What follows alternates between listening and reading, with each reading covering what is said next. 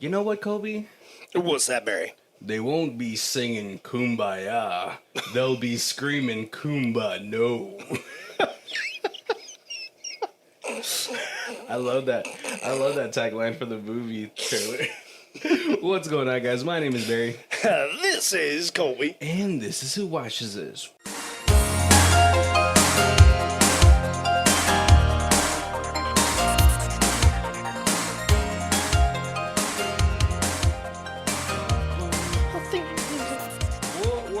It is probably the most favorite time of the year for the Who Watches This podcast. Right? So much variety to choose from. And probably is like one of the reasons that a bunch of people out there have a love of just B movies in general. Yes. Yeah. Right? I feel like the horror genre for B movies is sort of like the grandfather. Yeah. Yeah. Someone's gonna be like, no, it's not. It's Animal House. Just kidding. But yes, it is 2023 Halloween. Are you excited for the month? I'm certainly excited. I try to, like, when it starts getting a little close, I try to refrain from doing horror movies until, like, October hits, and then I can, like, 31 Days of October. Oh man, what an ambitious project for us to try to maybe do on the channel, on the YouTube channel. 31 Days of Halloween. Yup. You know what we could do is like release like a list, 31 days of horror films, Right. that you can watch. Yeah. But We could do like YouTube shorts, and so just each one's just like a little 30 to 60-second thing. Oh, so yeah, we can go 1-1. Like, Yeah. We'll, Even odds. Yeah. There we go.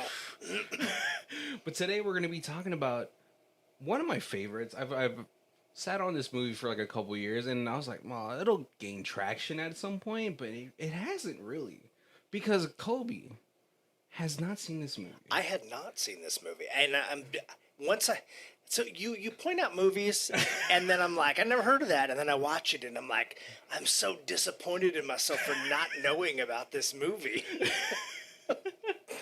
I know, it's fine. The time that this came out, you're running a business, Yes. so you get a pass.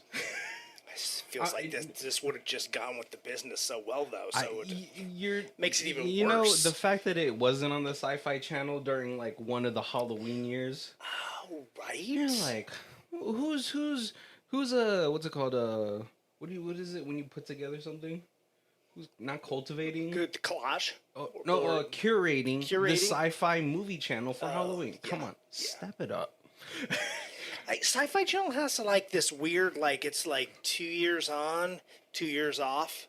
I don't know what it is. It's like you get Sci-Fi Channel and you're like, for like the last 2 years they've had original series and every movie's been good, and then they just hit like A wall, a budget wall or something, and they're like, oh yeah, I haven't watched Sci-Fi Channel in like 2 years because there's nothing that interests me. But before we unveil the movie, we got to do a little ditty for you guys. This one's I had time to write this one because I don't have a job right now. Hey, Halloween stores. What Spirit of Halloween's always hiring. Oh man, that's gonna mess with my unemployment. True that. Mac's still grieving the loss of her mother. Grief has no time limit. She's fine, but you can tell that she's bothered. Till Duncan asks her to be there at a movie anniversary of Camp Bloodbath, even though it's also the anniversary of her mom's death. What an asshat. Till a fire breaks out because someone lights a joint, and they escape through the screen and stumble at the starting point. Let's find out what else occurs in the 2015 horror film, The Final Girls. Ooh, that was... Yep. It was almost like a storybook. Yes, we're going to be talking about the 2015 film, The Final Girls, starring American Horror Story alumni, Taissa Farmiga. It's a really hard word to say. Right. That's. I don't think I ever knew her name, but I definitely know her from. American Horror Story. Yeah. Malin Eckerman, who's like in a lot of like things, like comedies, Age of Rock, and all that. She's in a lot. Yeah. She's a busybody. Comedy all star Adam Devine, Right. or Devine. I don't know how to say it. Yeah, and you said Voice of an Angel. Workaholics, and I said Pitch Perfect Yeah. because musicals. Yeah, Silicon Valley, Thomas Middleditch, Alexander Ludwig from The Hunger Games, Yep. and Nina Dobrev, who is in, I believe she was in the Vampire Diaries. Oh yes, yeah, yep. Yeah, that's what she was big on. Oh, it looks like she's in another project with Adam Devine. Oh, and a Netflix one. But yeah, this is kind of like stacked with a good amount of like what Gen Z All Stars. I would say Malin Ackerman is for us. Right. Yeah, she's ours. You can't have her. Paula Bridges is who I believe is Adam Devine's wife. I'm not sure. I think they're married in real life. Okay. Yeah, because I think she looked familiar. I think, yeah. But yeah, we're gonna be talking about. What would you classify this? Is this like a meta horror film or something? It is. It's one of those ones where it's like, it's making fun of its own genre. Oh, but I love But it so much. It does it so well that it ends up being better than most of the movies in its genre. I mean, yeah, you could tell the person who directed this, who wrote it, who scored it, has an absolute love of just like 80s horror films. Right. Yeah. Like the feel, the set design, the synths. And, oh, I was like, yes, bring back those synths. Yeah, it is. It feels like sort of like a love letter to camp horror films. Oh, yeah, absolutely. And it also And the best slasher movies happen in camps. And it also, like, it deals with like a decent amount of like pretty heavy topics, which I feel like does a lot. Like, for me, it does a better job just because it also keeps the movie fun. Because I recently just watched that. Yeah. Talk to Me. Okay. Have you seen it yet? That the horror film from A24. It's made by like two YouTube guys. Okay. Yeah, and it's that one also has to deal with like some of the same topics in this one, but it's just a lot more heavier. Okay. This one I liked it because it's like it's still fun. It's super campy. Oh yeah. But let's talk. Let's start talking about the movie because this one's a lot easier for us than the previous one that we recorded. We open with the movie trailer of Camp Bloodbath. Yes. We get introduced to a very stereotypical cast of characters. Adam Devine is like the jock, the sex hungry jock. Right. Oh yeah. It's everywhere. You've got the black guy, the token black guy. Yeah. You got the slutty girl. You got the shy girl with the clipboard and the guitar. Yep. And then you got the virgin. Right. It's a pretty fun trailer. It's a trailer that you've seen a billion times before. But then we pull out to what I didn't know a sidekick could do is watch movie trailers. And we get introduced to our main character, Max, and she's waiting in the car. We see a headshot of one of the actresses from the movie, played by Malin Ackerman. Looks like she's at a strip mall. And she's coming back from maybe like a commercial audition or something. Yeah. It doesn't look like anything big. Right. Because it's coming. Yeah. Out of the strip mall. It's little tiny casting agencies. Or maybe she's really falling on hard times and it's a backroom because that looks like the place that those backroom castings are filmed in. But no, we find out that they're mother and daughter and. the mom is like, it just sucks because, and this does happen to like a lot of horror classic icons. They get pigeonholed. Yeah, yeah. Yeah, because she even mentioned, she was like, "Oh yeah, I was on like CSI or something," and Yeah, they're she had like, a she "Oh had an no, arc. I know you Yeah. from Camp Bloodbath. Camp Bloodbath." And she's just like, fuck, I wish I Yeah, could escape that role. Which sucks because it feels like, like if I was like, man, if I were getting acting, yeah, well, first thing I want to do is horror. I want to be the fat, funny Asian guy that gets like spit roasted like a pig by like what's it called, like a lance wielding slasher killer. yeah, yeah. I need to be chopped in half by like a 7-foot long chainsaw. Yeah, like you want to have these cool deaths, but then like the sad reality of it too is like if you're so good at that part, people just might look at you. There's been a couple people that's been able to escape it, like Yeah. Sigourney Weaver, what's Jamie Lee Curtis, are like the two big ones. Yeah, but there's a lot of times, especially if you go into like a number of sequels. Yeah. Oh, But the check is so good. Right. And like, it's sad because they can't work more as like an actor, but then they always have that convention money, baby. That's true. Yeah. But, I don't know how much money they actually make at some of those conventions, but I nowadays it's more. Yeah, definitely, it because there's a used to lot be. more conventions. Yeah. But and now the conventions pay you to come. It used to be like, hey, rent a booth, and then you could sell like autographs and headshots. All right. But now if you're like this like Cult status. cult status, Yeah, they want the you convention would be like, hey, we'll give you like $10,000 to come to the convention, and that way we could tell everybody you're going to be here, Yeah. and then you could sell headshots and autographs on top of that. Yeah, so like a lot of money now, but probably during that time now. But no, so like they have like they're in the car and like Max is stressing. She's like, where are we gonna get this 174 for the light bill? And the mom like she throws it out. He just throws it out the car window. Max doesn't know this, but sometimes you gotta put shit away. This got lost in the mail. Yeah. And they have this conversation. She's like, oh, come on, Max, I'll be a movie star.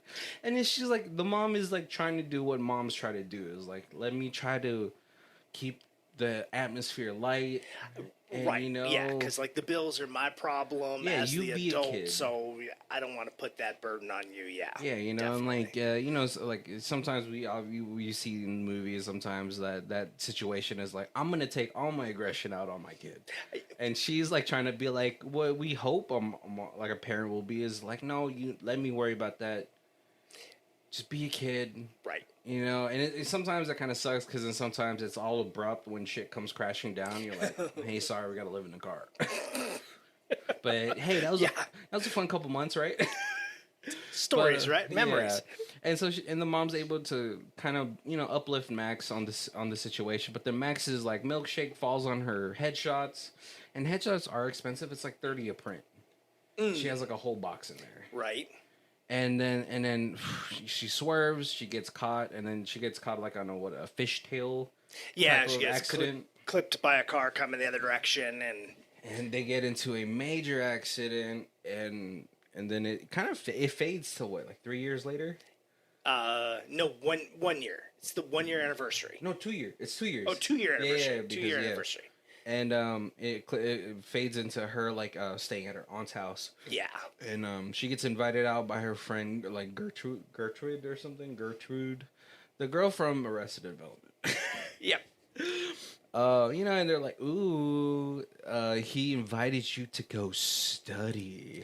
Yeah, you're gonna study with Chris. Oh, Gertie. And she's like, oh, how did he say it? Do you want to come study or do you want to come study?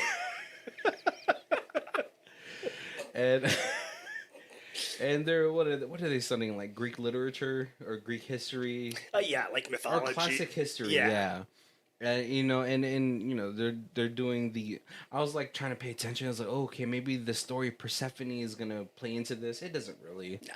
But that one's that one, like, unfortunately, her Persephone getting kidnapped by Hades is like the least egregious thing ever that the Greek gods ever did.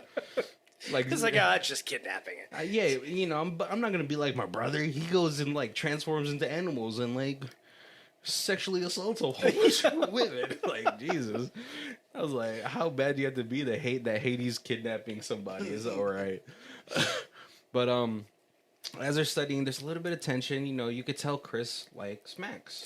Right, right. He's like, oh, yeah, don't worry, I got all the notes. I'll just give it to you. But then all of a sudden, Duncan comes in, and Duncan is the president of the Bathonomics. Yes. And we find out that he is the stepbrother of Gertie, and he is a huge Camps Bloodbath fan. Right. And he's like, hey, listen, we got the theater set up. We're going to be running Camp Bathonomic or a Bloodbath for the anniversary. Unfortunately, it also coincides with the anniversary of her mother's death. Right. Yeah. But hey, weirdly, in horror movies, I could see that being the reason they chose that date. That's terrible. Which that's I'm like, really insensitive. It's an honor. Like you're honoring the actress. Yeah, but like for the kid. For the kid. Yeah, it's a slap in the face. Like, can we not? Because like, first of all, my mom's not even like the heroine of that movie. Right. She dies after getting dicked down by Adam Devine. But he's like, come on, please. I already told everybody. And she's like, fuck you. No, I'm not going to do that.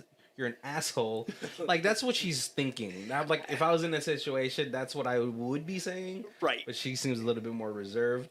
But he's like, I'll do your classic history homework for the rest of the year. For the rest of the year. And you're like, you know, it's a pretty sweet deal. Right. And you already know that she's not doing well in that class. Yeah. And so she ends up showing up. She meets up Gertie, who's like, ooh, yeah. Ooh, what's going on with you and Chris? And she's like, he's a giant. I'm gonna need like a step stool to like kiss him. Yeah. And he comes. He's like super sweet guy. He's like, hey, I felt like maybe you'd need some moral support. Right. Yeah, because he wasn't even invited or anything. Just kind of shows up. So super sweet. Yeah, and he's like, I figure you might need some moral support, and you know, I just want to be here. You know, right? It's the way that the nerdy shy guy is a little like, he's too good looking to be nerdy shy guy. Yeah, that's true. I want you to like me, but I'm too scared to ask. Yeah. So I'm just gonna do weird sweet things all the time until eventually you say something. Yeah. Well, unfortunately, we do find out that he was dating Max's ex best friend. Yes. Who also shows up. And she's like, "Oh my God, hey, so crazy seeing you here." You know, Tyson was like super into this movie, and you know, it was like, "Are you sure you didn't just read my like tweet?" And she's like, "Oh, what? That's so stupid." You know, I'll see you guys inside. And then when we see her inside, Tyson is gone. Right. Because Tyson knows. He's like, "Hey, fuck you for making you. I thought we were going on a date. You just wanted me to drive you here to see your ex-boyfriend." Right. I would have been out too. And, obvious tension, like, you know, what's it called? What's her name? Nina Dobrev in this movie. Tina's like, oh no, not Tina. Vicky. She's like super. Like, she seems super vapid. You know, she's like, you know, like Princeton and Stanford are like my safety skills, but I should still try. You know. And yeah. And Chris is like, hey, do you want me to get some popcorn? I'll put some like M&Ms in it. That way it's like a little surprise. And she's like, yeah, sure. And then Vicky's like, hey, Diet Coke, remember a little ice and baby popcorn, but like dump half out. You remember? I'll just go with you. And so like, yeah, she's cute, but like, yeah, she's trying. You want to slap her. You just want to slap her. Yeah, she's trying very hard to be annoying. Yeah. And Gertie and Max kind of make fun of her for it. You know, she's like, "Oh my God, do you think she's gonna piss on him to like mark her territory?" I love the writing for this. It just seems like really, it's not too over the top. Right. You know, it just sounds like no filter kind of discussions. But Duncan comes out. He's like, "Oh my God, you're here. Hey, are you gonna stay after? You know, for a little Q&A. You know, a little bit of Q and a little bit of A." I was like, "What is he talking about?"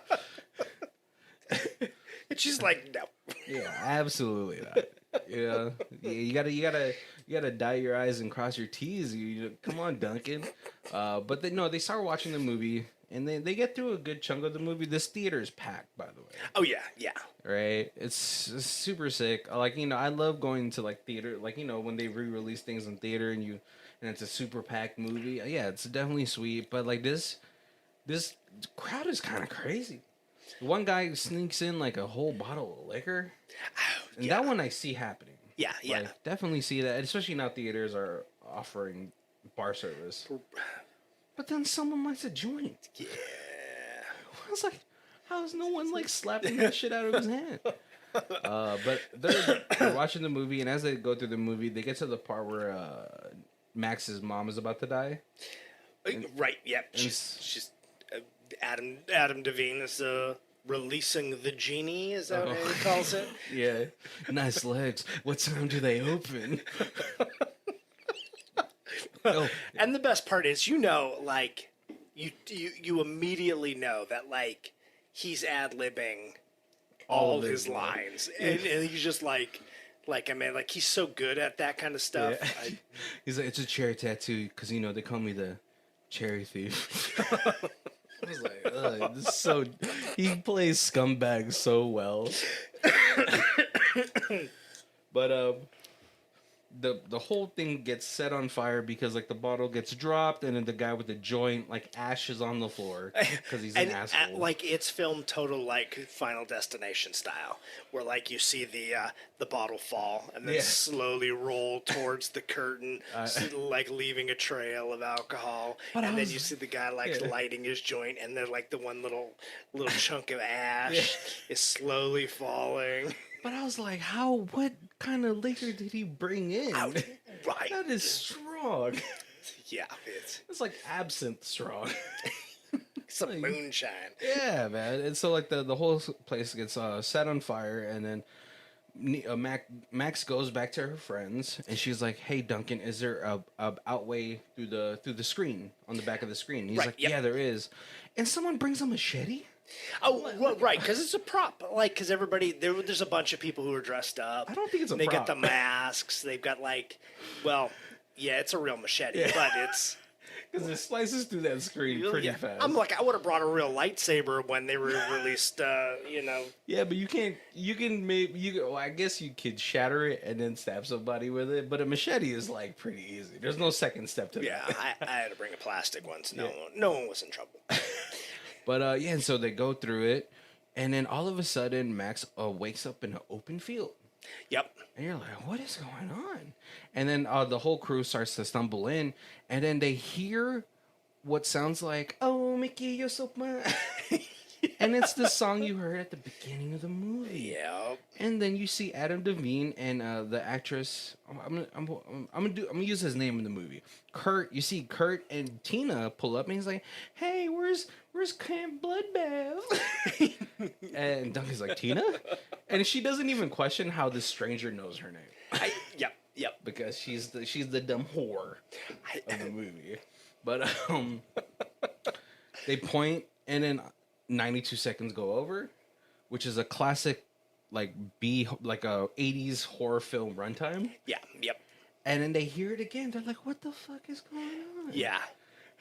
And then And Duncan's the first one to right, and then he actually times it. Yeah. Like the second time, he's like, "Wait a second." Doot, doot, sets his little watch. Yeah, which I feel like is like something that we would do if we got stuck in this situation. Yeah. We're like, "Whoa, hold on."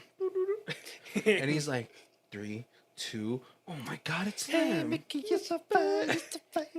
And Duncan is like, "Oh yeah, it's that way, but hey, can you guys give us a lift? We're also counselors." Yeah. And they're like, "Oh, we never had this many counselors before, but hop in. It's gonna be great. We can take care of the kids." Yeah. And then Kurt's asshole is like, "You guys aren't wearing that, right? Ugh. What are you guys whores? Poor. And then Vicky's like, says the guy in the fucking crop top. The only man to ever pull off a crop top in the 80s is probably Johnny Depp. Yeah. Nightmare on Elm Street, right? Unless you're playing football. Yeah, he's like the only guy I've seen that's like, damn, why does he look good in that?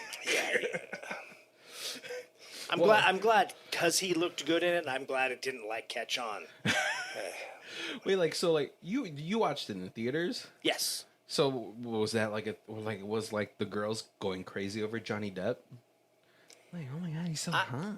I Or I was don't he? remember Yeah, you anything don't? like. And he was super young. Like he was Yeah, like that's like his first 21 role. Jump Street, and then like Nightmare on Elm Street. Like it was. No, I think Nightmare came first because he was trying to be a musician, and his friend who actually ended up playing Freddy in the 2011 reboot. Okay. He was just there because I think Wes Craven's daughter wanted to fuck him. Like Johnny Depp is like, Dad, you have to get him. He's so hot. I'm gonna suck his dick so hard. Yeah, I don't know. At that point, I don't think, like you said, he wasn't really famous. Okay, so he's just starting up. Yeah, right? I don't think anybody. Probably 21 Jump Street. He was like main front and center, so maybe that's where like Yeah. the love was coming from. Okay, Right. so yeah, they get to camp and they're like kind of freaking out. Everyone's freaking out. Max is freaking out because her mom is alive. Mm-hmm. She gets because then she died so abruptly that like she never really got to have the closure. Yeah, exactly. But so they start going through the first section of the movie. They're setting up. They're kind of freaking out. Kurt is like having these fucking amazing one-liners. I don't want to pick strawberries with you, but I'll help you handle those melons. I'm talking about her boobs. Yeah, you guys know what I'm talking about, right? And then Duncan, who's not taking this thing seriously at all, he's like, oh yeah. Right, yeah, because he's like just fanboying out. Yeah. And but they try to get the keys from Kurt, and then he throws it into the fucking forest. Like, dude, that's your keys. But it seems like something like an 80s movie would do. Yeah. Right? And then so like they end up like what's it called? Who was it? Vicky? No, I think all of them end up going to the woods to try to look for the keys. And then we see Strawberry Girl and Hitchhiker guy. Yeah, yeah. And they're the first two that get killed in the movie. Right? And so they're like, oh. Right? I was like, oh, super brave, in the 80s? Interracial relationship? What up?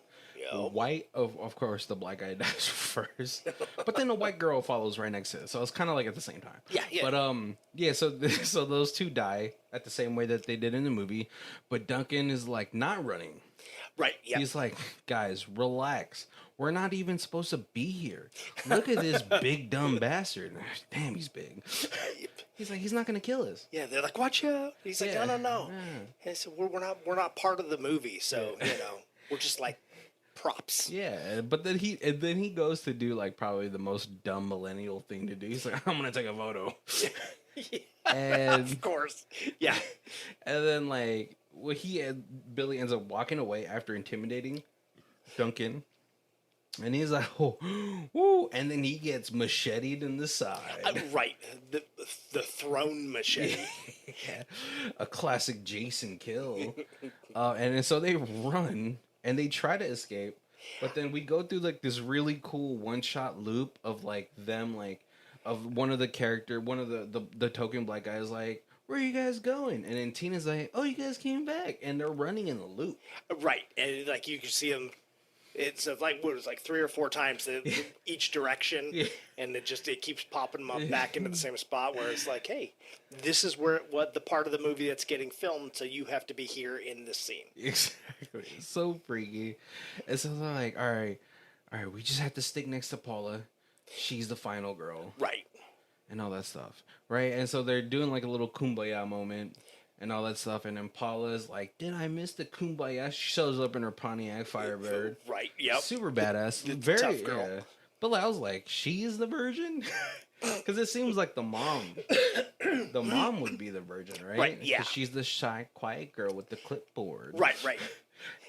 But Paula is, and it's so cool because one of her awesome taglines, which I feel like if it was like an actual '80s film, would have been such a good tagline. You fucked with the wrong virgin, bitch. But they hatch a plan. They're like, all right, we got to split up, which I was like, okay, come on. Duncan. Not Duncan's dead. I felt like someone would be like, no, splitting up equals death. But right. we Always, yeah. We have to stop these people from fucking. Oh yeah, because they were like, hey, every time in the movie, every time somebody gets naked, that's when Billy shows up. Yeah, this movie super rips off Friday the 13th, down to the. Oh, and that was the funny part because they can hear that music and they're like, "What? What is going on? He must be close. I can hear the music." And so they kind of split off altogether. What's it called? Chris is with Kurt, and Kurt's like he's dropping the derogatory word F for homosexuals, and he's like, "Hey, watch it. My dads are gay," and he's like, "Gay guys can't have kids. All they do is go to disco and screw each other." Actually, kind of sounds like a sweet life. It's such a funny realization of wow, their life is kind of awesome. But it's an interesting throwback of that probably teens in the 80s. That's what they thought. Right? Yeah, exactly. The 80s were probably not really great to gay people. But and then what's it called? Yeah, and everyone's kind of with their respective people. Like Max is with the mom. Vicky ends up getting smushed in between Tina and Paula. Yeah. And all that stuff. And then it kind of cuts to the scene where Max's mom is about to have sex with Kurt. Yeah. And then Max is like, "No, you can't have sex with him." And then Kurt comes in. He's like, "Ho, 2 for the price of 1, baby." He pulls out his pants, and both girls are like, "Ugh."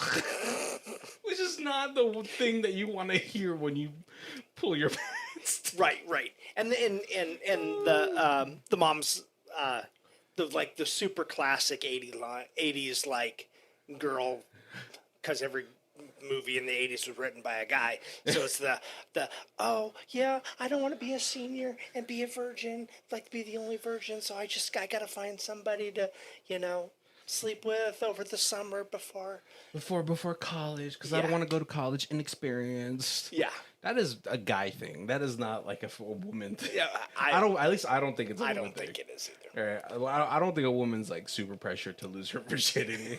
Guys are like, "No, I gotta go to college fucking with the hog and the boss." That way they're gonna call me the hog boss. No, but Gertie gets super scared because Billy is outside because someone was about to have sex. Yep. And then so oh my God, no, Max, you have to tell them about Billy. And then Max's mom, she goes off to Billy, was it Billy Hatchet or something like that? Something like that. She's like, "No, he's a legend." And then she goes into storytelling mode, and then the rest of the cast kind of almost robotically just sit in a circle around her to hear the story. And it's this scene is so cool to me, just because it's for our main cast. The world around them starts to sort of melt.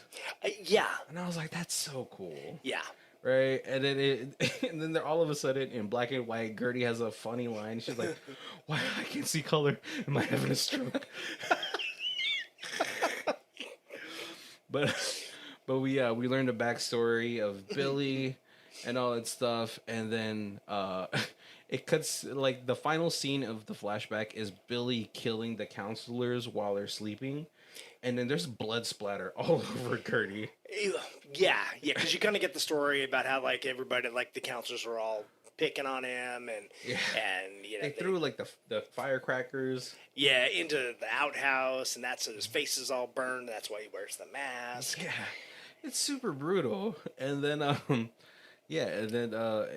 when they go back to in color, there's blood all over Gertie's face. The blood's still there. And they're like, "Oh my God." And so the rest of the camp counselors, they freak out and they try to run away, but then the regular cast is like, "You guys can't go anywhere. Right. We have to finish this movie."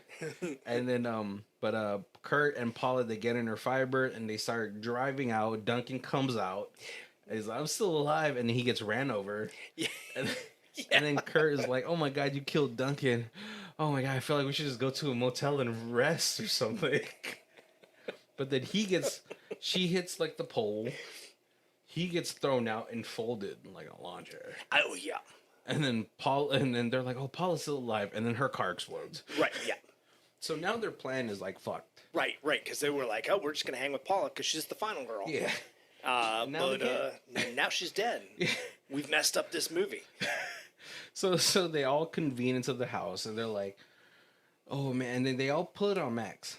They're like, Max, you're still a virgin. You could be the final girl. Right.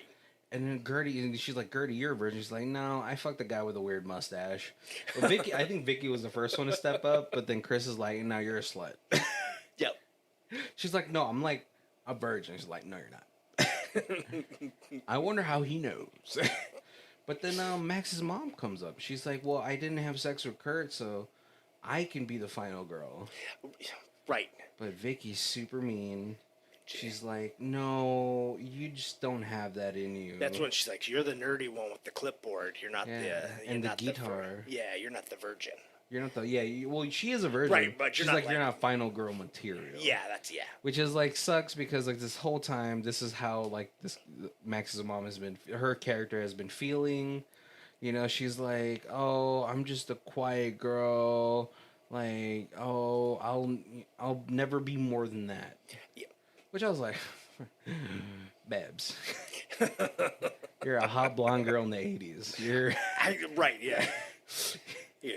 You're not going to pay for a drink for at least 20 years. Yeah, you know what I'm saying? Like, I think you being the quiet girl is going to do you so good during college.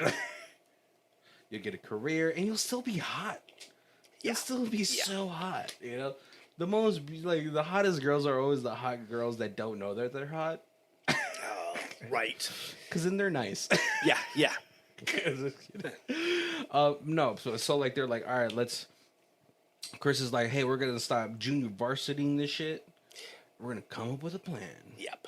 And then it's funny because they fully like armor up Tina. And she's like, what's wrong with my boobs? Is it because they're not big? I love her delivery of that line. It's so good because it's so self-aware. Because they're not big. They're like, no, because like at any moment your character will just get naked. Right. And we need you to like chill out. Yeah, because if you get naked, then Billy's gonna show up. Yep. But so like this, we have like a little montage of everybody setting up the house as like this death trap. Right. Yep. But it's nice because Home Aloneing the house. Yeah. But it's nice because Max and the mom's character have like this really sweet moment. You know, she's like, oh, your parents must be so worried. You've been gone for hours. But like, you know, because they know the truth that they're in a movie. So like, you know, I thought it was funny, but then I thought about it. She doesn't tell that, you know, that you're my mom. Right. You know, until like much later. But they had this pretty sweet moment, but then they're like, hey, it's time to set up. They go back to Tina. She's like crazy now because she's taking a whole bunch of Adderall. Right. Yeah, because she sees Vicky's Adderall, and Vicky's like, no, these are not for you. And Vicky takes them like Tic Tacs. Right. Because you're like a teenage camp counselor, you know, you're going to take any drug you can. And when somebody tells you, no, these are for me, not for you, then you're like, oh, I'm going to take them all. Yeah. But so they get her ready. She's super like twacked out. Like, right. You know, she's zooted right now. She's aggressively stripping to Cherry Pie by like Van Halen. Is it Van Halen? Warrant. Oh, it's Warrant. Okay. Yep. Someone's gonna be like, bro, you don't even know your hair metal, man. Your hair bands. Come on, bro. I'm sorry. But yeah, she's aggressively stripping. Yeah. And then like when she like shows the boobs, and all of a sudden Billy shows up walking out of the fog. Yeah. Kills her pretty fast. Which sucks. I was like, oh, she. Well, but yeah, because she trips. Yeah, she trips. Oh, yeah. Oh, she doesn't. Yeah, he doesn't kill her. She freaks out, trips on the bear trap. Yeah. But then they home alone him. Yes. Into like with a log into some deer antlers. You're right. And then now Gertie and the token black guy, Oh, I feel bad kind of just calling him. He has a name. What's his character? Blake Balake. Um, they. Oh, whoa! I didn't say it like that because there's a skit from Key and Peele. Yeah, Oh. yes. So I was like, why do you say it like that? We know he's black. You don't have to accentuate that he's black. But what's it called? He goes to get like they have a moment, they kiss, and then Yep. he go for some reason he's the one that goes to grab the machete even though Chris was right next to him, and then he gets stabbed. Oh, right, because they were like, "Hey, we can do things that slow down Billy, but you can't kill him unless you kill him with his own machete." Yeah, it's very Highlander-esque. Yeah, yeah. But so like yeah, so they go through this house, kind of just trying to slow him down, but like they each get slowly killed. Vicky and Gertie get killed because like their trap didn't go off, and they get trapped underneath the bookcase. Right. And he stabs them, and then sorry, I forgot to say, Vicky does have like a nice little redemption arc during the montage of setting up, because she's like, you know what, when your mom died, you shut down, which is super understandable. Right. But then, like, you cut me out of your life. Yeah, and we were best friends, and then We you were replaced best, me yeah. with Gertie. Yeah, and then I was just fucking jealous. Like, Yeah. what did Gertie have that I didn't? Like, why couldn't I be? It's a super valid like reason Right, to like yeah. be really upset because then you feel inadequate as a friend. You're like, why was Gertie? Oh, why was Gertie okay being by your side, but I wasn't? Like, what did she have that I couldn't provide for you? You know, which is she like the Vicky character was probably so much more different before, like you know them having a separation, which like kind of like it really does suck. I mean, obviously, like growing up in adolescence, you kind of like you do lose friends. Right. You guys Oh, kind yeah. of just like have like different interests and all that stuff. But when it's like something like that, it really hurts more. Yeah, yeah. You know, because it was like it's so one sided. Right. You know, and like because then she like Vicky kind of resigns. She's like, I'm the bitch in that '80s horror film. I'm definitely gonna die. And so like she tells Max like go get out of here because then Max's mom got out and then now it's Chris and Max on top, and then we have a super cool slow mo of them dumping like paint thinner on him. Right, and he's already been shot with flaming arrows. So Super when cool. they do that, dump it on him, he lights on fire. Yeah. The room blows up. And then we have a super cool slow motion moment of him like jumping out with the synths, like so cool.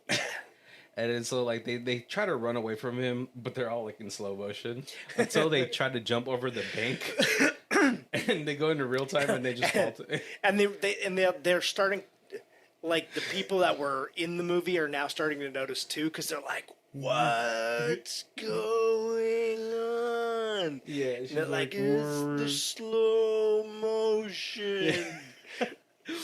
Oh man! But then like they get trapped by Billy, and then like they're like, "You have to tell the story. You have to tell the story." Yeah, And he's like, go to flashback. so she gets dragged into the flashback, and it's a super self-aware moment. She's like, "Oh my god, who's talking? Is that me?" Definitely, when we started this, we're like, "Is that how we sound like?" Right, and it's like they go to the back, and then there's like it's just like 1965 Or 57. 57, and then like they actually like step over it because it's there. Yeah. Billy crashes onto it. Yeah, It's super funny. But then this time they follow Billy, and then they go into like this cabin. yeah. Where she's like, I've never seen that cabin. I was like, you're not a very good counselor. But when Billy gets hit by the car, he drops his machete, and so they bring the machete and all that stuff, and then Max's mom gets dragged away. Chris gets stabbed with like a little baby knife. Right, yeah. You know, and then Chris is like, they huddle up into this chapel, which is like what we seen in the movie, like in the trailer of the movie where Paula has like the final showdown. Yeah. And Chris is like, your mom's dead. You gotta let go. You know, she's gone. She's like, I can't. She's like, Max, please don't go. I don't want to die alone. Which is valid again. But she's like, no, I could save him. Nobody else is dying tonight. So she's able to go to the cabin. She unties the mom. They have a little fight. And And she totally just expects, hey, I've got the machete. When I see him, I'll just hack him and we'll be good. Yeah, but And then, yep. Max's mom gets a good stab. Right. You know, but then but she gets stabbed. Max gets stabbed, and so they go back to the chapel, but then Max's mom, who I think his name is Nancy, but Max's mom, that's what I've been saying, so I'm gonna go with that. Yep. She's like, I know why he's not dying. It's because, like, there's no final girl yet. Right, because there's still two of us. Yeah, and then this is where Max is like, no, like, my mom played you. You're my mom. And she's like, I'm Max. Like, I'm not, though. Right, I'm just a Yeah. character, and when this movie's over, I'm gonna be gone, so it Yeah. has to be you. Yeah, but she's like, but you'll always know where to find me. I'll always be in this movie. Right. And she's like, she says, like, I love you. Like, I'm sorry. It's just, I never got to say it to my mom. It's a super sweet moment because she's like, Oh yeah, totally. hey, if your mom is like what I know, she knows that you love her. Right, yeah. And then she does the thing that her mom does, and she's like, I have to go out there because, I'm a movie star. And I was like, oh, man, such a heart-wrenching moment. Totally. She goes out. She starts dancing to their favorite song. Right. Do do do do. Doing her little strip tease. Yeah, and then cha cha cha cha cha. Yup. And it just sucks. She doesn't look to the guy coming, and she just looks at Max, and then she gets hit in the spine. Right. Max passes out, but then, like, the sky's like crackling, and finally the final girl power is instilled into her. It's almost like the Last Dragon type of situation. Totally, yeah. She does the Undertaker sit up. Such a classic sit-up, No, and then, she feel like it almost looks like she has more power. Right, yeah. She grabs the machete, she stands up, she swings it around like she's a samurai warrior. Oh, I think she does like a kip up or something like that at some point in the fight or whatever. And Chris is like, "Yeah, go get him." And this is, I was like, I thought that guy died. Yep. They go. She goes out. They have like this super acrobatic battle into a very Obi-Wan like move where she like hits him in the kneecap and then chops his head off. Yeah. And then Chris comes out. They hug. And like the super cool credits are rolling through the sky. Right in the yeah.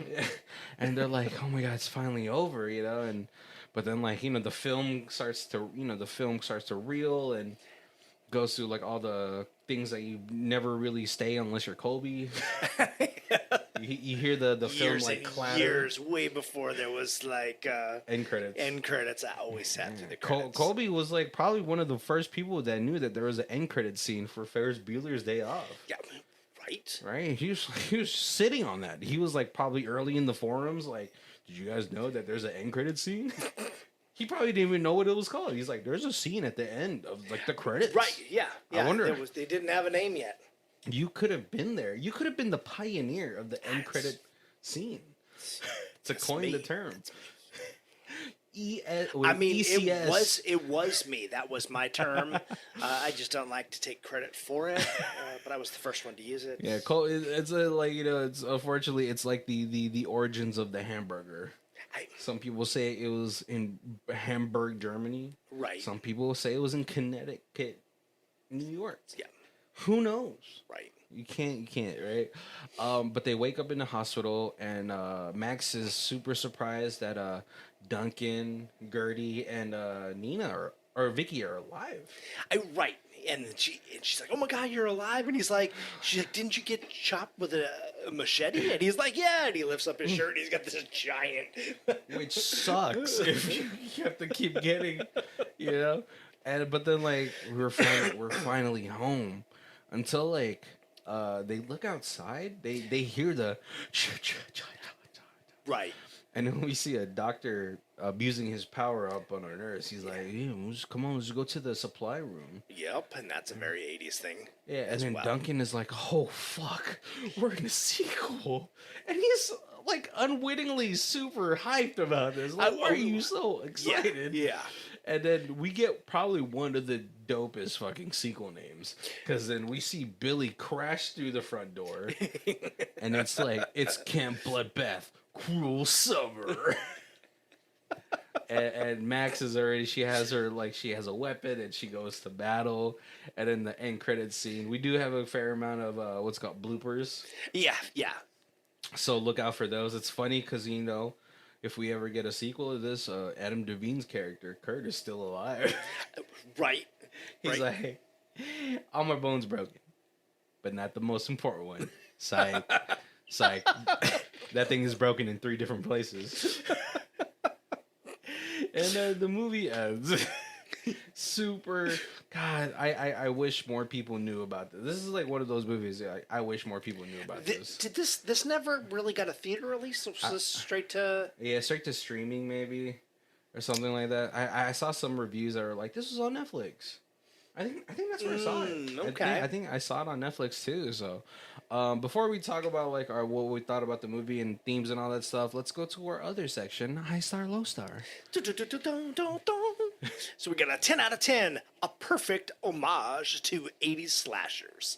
If you look at other reviews I've written, you'll notice that I have a low tolerance for stupidity, cliches, trite plots, etc. I especially hate, not too strong of a word, horror comedy. What? Why? That said, I began watching this expecting a typical disposable have it on the background while reading a book or whatever, and was amazed at this gem of a movie.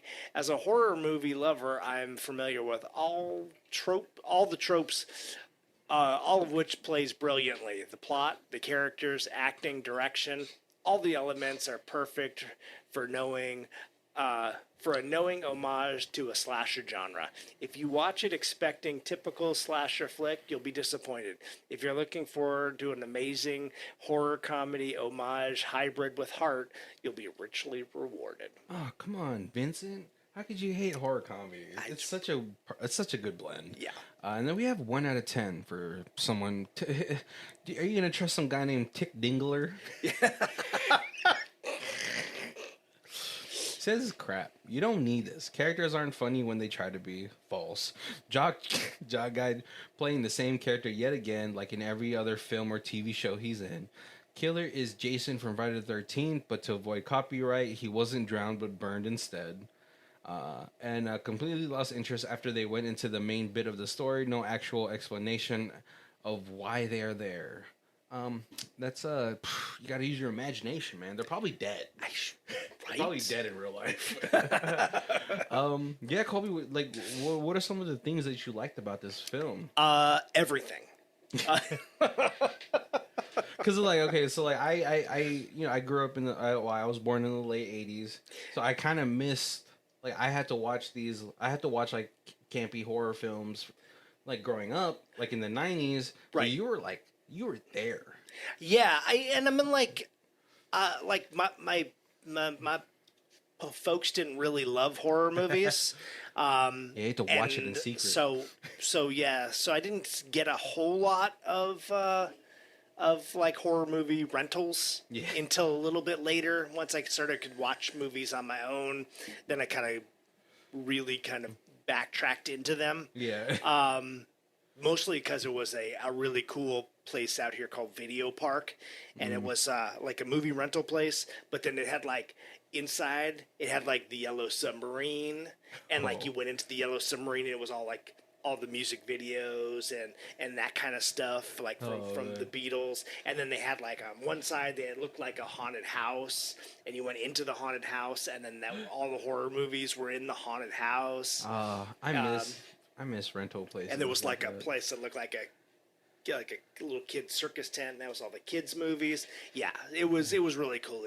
Such a mom and pop. Yeah, such a mom and pop place. Yeah, it was awesome. But yeah, that was kind of the first time I really started watching horror films. Yeah. But like it's like saw some of the stuff like I said, Nightmare on Elm Street I saw in the theater. Some of that kind of stuff. I watched some of the Jason and the Michael Myers movies, maybe like from like 4 or 5 kind of on in the Yeah. theater. But I had to kind of backtrack. But yeah, like there was so this was so reminiscent of that. Yeah. It was so clever because you have like the now being like the kids who were brought in, but it was like they were put into an 80s movie, like an 80s slasher movie. So like it was, I'm like, they were like, oh yeah, the stupid jock. Yeah, every 80s movie had that. Yeah, every single one. Yeah, Comedy, horror, whatever it was. It's such a trope. Rom-com, that was, yeah. Yeah, it just depends on like especially on the genres of like just how much of an asshole this jock guy is, just depending on the genre. Yeah, yeah. Or like any like rom com, he's a super prick. Horror, he's kind of like a himbo, which I just learned about that term. Do you know that term? It's bimbo, but it's a guy. Okay. Yeah, they're just such a like sex crazed himbo. Right, they're right. kind of like a bully, but not as much. They usually made it pretty far into the movie because they were a little bit tougher than everybody else, but they weren't smart enough to really outsmart the bad guy. Yeah, not as good as the final girl. I love how like I think we've said in the past before that we always talk about how there's not a lot of strong female leads. But then like horror is like kind of like the pioneer of strong female lead. Right. And they make fun of it so well in this, where like the girls are so weak and so scared of everything. But then there's that, once it gets down to the final one, is like this snap, and they're like, okay, I'm fighting for my life, and so I'm gonna tough up. I'm gonna grab a weapon. I'm gonna run you over with a car, whatever it is. Yeah, and like it feels like it's funny. It's so funny because it feels like women in like these type of roles, they feel like they use more of their environment. Like they know where like the physical shortcomings are. Yeah. And they're like, so I gotta like use more smarts with it. Right. Like just like in like the prequel, the Predator prequel, Prey.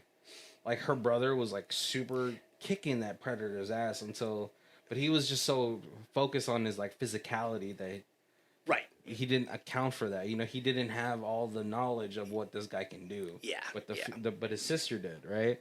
Same with like in Aliens. It's just it's such a cool like trope though. Like I know like so many people are like, oh, final girls, huh? Yeah, but then like but they're still alive. Right. They're super strong. And it was such a big thing.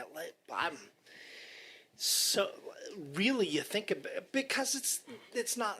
I mean, now it's who you expect, but it wasn't who you expected. It was always fun to have that twist of like, oh, well, it's the guy who's going to save the girl at the end. And then it always turned out that it was like, oh, the guy who was going to save her just got killed. Right. Or the guy who was going to save her is actually the bad guy. Oh, yeah. That's another trope that I'm like, can we be done? Can we be done with that? God, who did that? I think there was a recent movie that did that. And I was just, it was not recent. It was like Sorority Row. That did that. I was like, ugh, such a tired trope. What's it called? Some of the themes I did like about this movie, like I mentioned at the beginning of the movie, I had just watched Talk to Me, which is like, I feel like it's like a new wave of horror that's happening right now. I guess I can say new wave. Like the Hereditaries and the Midsommars have like heavy underlying themes of like grief and depression, right? Which Talk to Me also has sort of that thing. I think it's a really good movie though. It's still like a really good watch because I was like, oh, I don't know what's gonna fucking happen in this movie. Have you seen the trailer of it?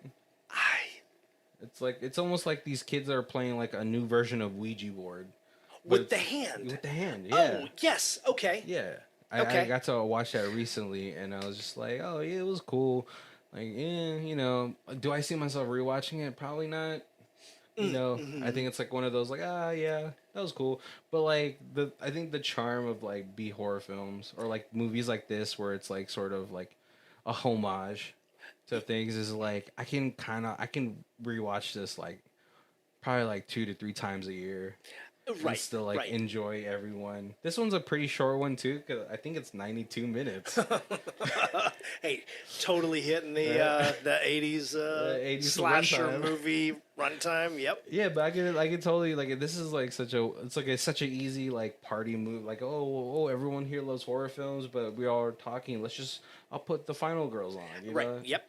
such a funny movie. You know, like it's like a part of your horror movie playlist and all that stuff. But it also like this movie also kind of hits on grief and like depression, but, like in a Right, really fun because way. it adds that's the twist of the story, like that there's something a little deeper than just, hey, we made fun of a kid and now he's killing. Yeah. But not only with that too, with like Max, the main character, with like her still grieving her mother's death and all that stuff, and sort of like what grief and depression kind of can do to you is, which is like losing or like shutting down, like Vicky said, and losing friends, losing connections, and all that stuff. And this one is it's a more lighter tone, and it's like you finally get a little bit of a resolution, to their storylines, and maybe a more positive outlook to the future. Because like when they get to the second movie, the sequel, when they wake up in the sequel, Max is not like she's no longer like a wallflower. Oh, right. She like heads into action first. Yep. Thinking about it too, I was like, if you're in this situation, obviously us being both men, we're gonna die. We can't be final girls. We don't get to be finals girls. So like, I was just like, if we had like a group of like, if we're in a group, we're like, do you think the girls would be like, all right, it's my turn to be the final girl? I don't know. I feel like it was like, also it's just like, it's funny. The thing is like, where are you hanging out if you die first? Oh, that's true. Yeah. Right? Like, are you just like in that little in between space that Chris and Max got into, or Purgatory. Yeah. Yeah. It's a movie Purgatory. yeah, movie purgatory? Are you just laying on the ground like, oh, I wish this movie would be done already? Because like, yeah, that could be definitely one of the theories. If like, what's going? If well, I don't know. It's been like what 8 years. I don't think this movie's gonna get a sequel. Unfortunately, Yeah, probably not. because Dalen Tucker still hasn't got one. So it's money on the Yeah. table. Money on the table for that sequel. Come on, guys. Right. Right. But yeah, like One of these months we're gonna do like a these are the movies that should have gotten a sequel and never did. oh, Like review those movies. that's a good. I feel like a lot of those are horrors. No, exactly. Yeah. Yeah. Any cool parts of the movie that you enjoyed? There was so much fun, like stuff like with the Adderall, like because there wasn't Adderall back then, and then she took it, and then she was all like, yeah, I think they were doing Quaaludes in the 80s. You're right. Valium. Oh, yeah. Valium. Yeah, and then she was all like skitsy. They did like a thing. Oh, they were looking at taking picture on the phone, and the girl was like, "What is that?" And then she's like, "Oh, it's my phone." And she's like, "Oh yeah, it's a phone. It has no cord."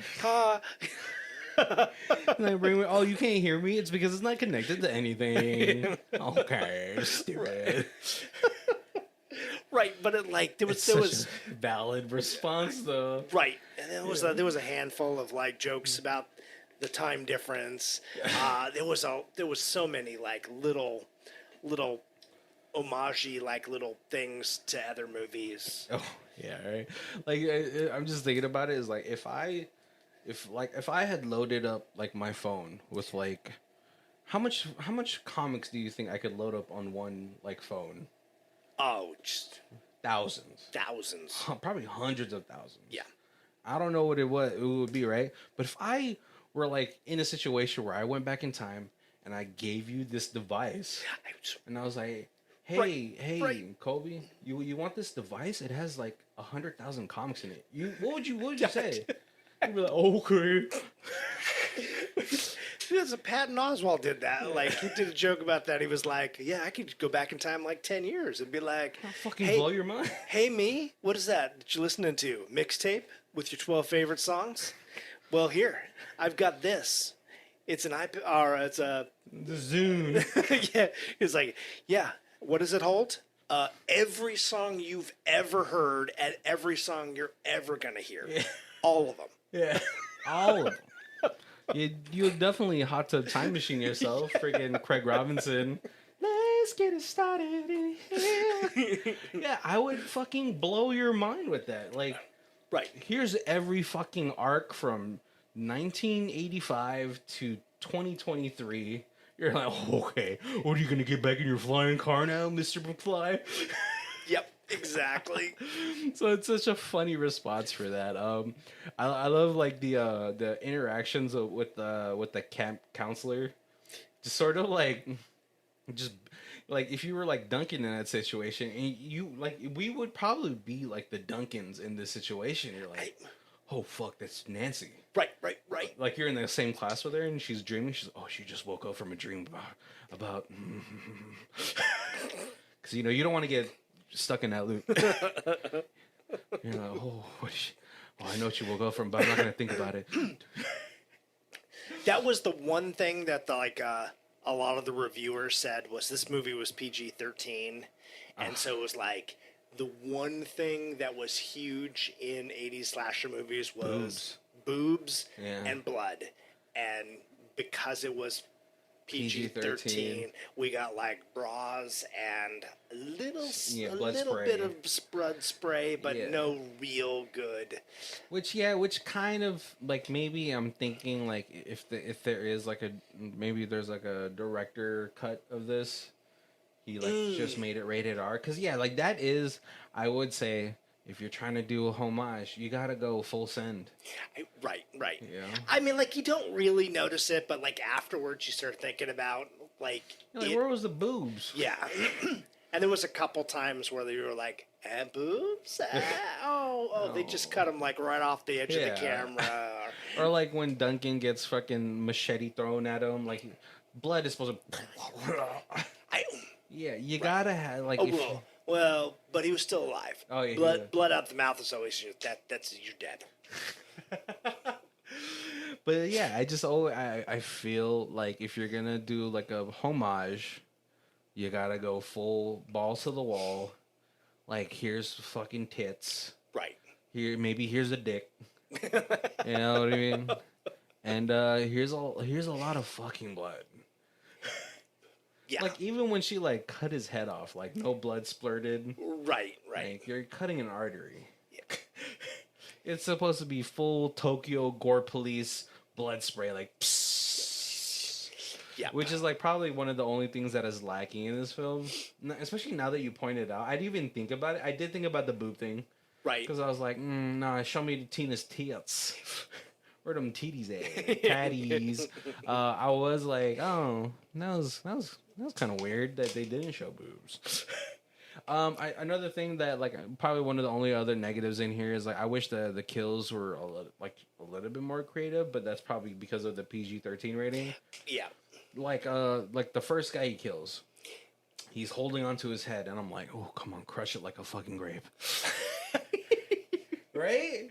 That was always one of the things where it was like, hey, all these slasher movies have such a similar premise, but you got to differentiate it by The kills. by the kills. Yeah, like, I mean, we've seen crushed heads, and I'm going to tell you right now, I can never get enough of it. Because like, what do you think about when you see someone crush a head like a grape? Yeah. Like, no, what do you think about? Like, do you think about it anything personally? Because I do. Because I'm just like, the amount of force. Oh, yeah, the physics comes out. Like, that you would need to absolutely obliterate a skull like that. Yeah. Jesus Christ. Right. It's a little more realistic when it's like they're on the ground and it's a boot to the head. Oh, yeah. Oh, American History X style. Yeah. That is one of those that is one of those moments on screen that you're just like, it hurts. It's like watching a guy get his fucking balls kicked. You're like, oof. Right. Yeah. Yeah. Yeah, that is probably like. Would you say that was like probably one of the only negatives of this film? I think it hits everything else. Right. Right. Story wise and everything. I think just like jokes, the amount of jokes to the story, like it's not overwhelming. It fits. I think everything else fits really well. Yeah. They just. Yeah, because you could definitely oversaturate this thing with like Adam Devine zingers. Right. Yeah, and it was nice that there was like really you had a little bit of the comedy because you had the super fan, and then you had the jock comedy, the jock 80s like just derogatory comedy, and that was enough. Yeah. What did he say to Vicky? He's like, "What's up, Jugs?" And she's like, "Jugs, oh yeah, feminism isn't really prevalent right here, right?" And it's so funny. He's constantly like, "Oh, I feel like we should just rest." And it's funny in the outtakes. He's telling Polly, he's like, "Oh my God, you hit Duncan. Oh, but if you have sex with me, I'll never tell anybody." Right. Yeah, he's like 10 different takes on that. Now that you say it, I was like, oh, now it kind of ruins it that it's not rated R. I didn't even think about it because I was enjoying the movie so much, but right, you definitely would have enjoyed this movie a whole lot more if it was rated R.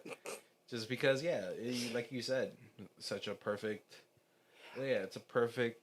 It's like you gotta have the boobs, you gotta have the blood, right? Yeah, and you gotta have the super cool kills. Like, cause then still like one of the most iconic like horror scenes is still like Jason bagging up the couple in the fucking sleeping bag. Was it a couple or a girl? Oh, it was the girl in the sleeping bag and then smashing her against the tree. Yeah, that was. Yep, I'm picturing it right now. Yeah, you picture that. You know, like you iconic scenes like what's it called, the Freddy in the bathtub. Such another classic. What is it? Michael Myers staring into the fucking classroom is another, like, I think they started that trope. Right? Yeah. But they did a little homage. They did you were saying that I was thinking, oh, hey, with the Santa Claus one, Silent Night, Deadly Night, where he picks the girl up and pushes her up against the antlers. Oh yeah. But they do kind of homage that a little. They push him into antlers. Yeah, I feel like oh no, yeah, that was Silent Night, Deadly Night first. I was gonna say like I feel like Texas Chainsaw did that first, but I think Texas Chainsaw might have done it also. No, but I think that one is in like more of some of the later movies. Like because I'm trying to think of the first one, and I don't think it had a scene where like because that's always like a brutal like hooking somebody on a meat hook or anything like that. Yeah, right. But yeah. I think we've said a lot about this movie. Definitely more. We talked about it as long as the movie is. I know. You're like, someone's gonna be like, I could have just watched the movie instead of listening to you guys. But make sure if this is the first time you guys are joining us, thank you guys for joining us. Make sure to check out our other episodes down below. All of our months are themed. We got Space Debris Month. We got In Space Month. Just with so many, it's like anime live action, which a favorite is great to go back to and watch that now that One Piece just came out and is doing so well. All right, yeah, we have Video Game Month. Right, yeah. Just a ton. Puppets. Yeah, oh yeah. That one's almost like an exclusive full moon month. But if this is the first time you guys are joining us, we do have our reviews in 4 different sections. We have Stream It, DVD It, Blu-ray It, and the Ultimate Box Collection. Colby, where you at for this one? I don't know what we get with Ultimate Box, since it's only a single. But this is definitely Blu-ray. And easy. And if the Blu-ray gave you an uncut version or rated R, some director cut scenes or something, yeah, definitely, yeah. I feel like the director was, I don't want to ruin the 92-minute mark, but this really should have been rated R. So I'm gonna, we're gonna do 1:45, an hour 45, and add more blood. Right. Yeah, definitely. I feel like it's an easy Blu-ray pickup for me too. It's such a good like homage to 80s slasher flicks. Just like how Cabin in the Woods is a homage to Cabin in the Woods horrors. Oh, right. Yeah. And all that stuff. And Scream is to slashers. I think this is what it is to camp horror films. Yeah, and it's PG-13, so it's a great way to start out the Halloween month. You don't want to like over gore first week. You build up. Yeah, like especially if you're introducing your kids to it. Maybe they're like, "Oh, Dad, I'm a little too old for Goosebumps." Oh, that's true. Yeah, you could totally. This would be. No one's having. It's good and scary, and you want to sleep with the light on, but you're not like up for 3 days having nightmares. I feel like even though I say that, or even though we say that, I feel like kids nowadays are just watching things so much younger because of That's true. the phones in their pockets, the supercomputers. Oh man, if I brought my phone back to the 40s, that could win a war. They're like, "Oh my god, you have an entire floor for a computer? I could do that right here." First they'll think I'm an alien. Yeah. That's like all I had to do if I know I'm time traveling. All right, cool. I'm gonna download the entire encyclopedia. You would have to download it because there's no Wi-Fi back then. So so you got to download it before you go back in time. So you have to like what is it like is it the encyclopedia? Yeah, that one has like historical events in it, right? Right. Yep. Exactly. Definitely. We'll make so much money. You just get your Kindle out and you're just like textbooks and stuff. Oh yeah, just like fucking what are those called? Like those books for like what's it called? Like for cars and shit. But just like do that for like schematics for like other shit. Yep. Should be like this is how you build a phone. This is how you build a lithium battery. Like, bro, I'm about to fucking advance you guys 50, 60 years right now. We're gonna win a fucking war. We're gonna win a war in half the time. I'm gonna tell you that right now. Oh man, but make sure to check out our links down below. We have our Amazon affiliate links. Me and Kobe trying to go for that surf and turf. Thank you, Amazon. We got our socials, our Facebook, our Twitter, our Instagram. Please check them out. Like us, follow us, share us. Give us some comments. Tell us what you thought about this movie. Give us some recommendations for movies you want us to review. Yeah, definitely do that. All right, guys. Thank you guys for joining us. My name is Barry. This is Colby. And this is Who Watches This. If you guys want to check out the theme music, it is Lee Rosevere. It's called Arcade Montage. It's from the album Muser Podcast 3, and her Bandcamp is down below. Thank you.